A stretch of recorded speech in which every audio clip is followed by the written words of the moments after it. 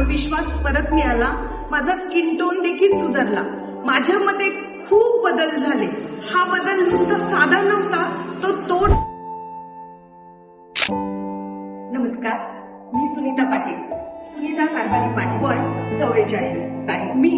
मला वयाच्या 43व्या वर्षी गुडघेदुखीचा खूप त्रास होत होता. मला म्हणजे पायऱ्या पण चढणं अगदी असह्य झालं होतं. या सर्वांमध्ये माझा आत्मविश्वास खूप हरवला होता. काय करावं काही सुचत नव्हतं.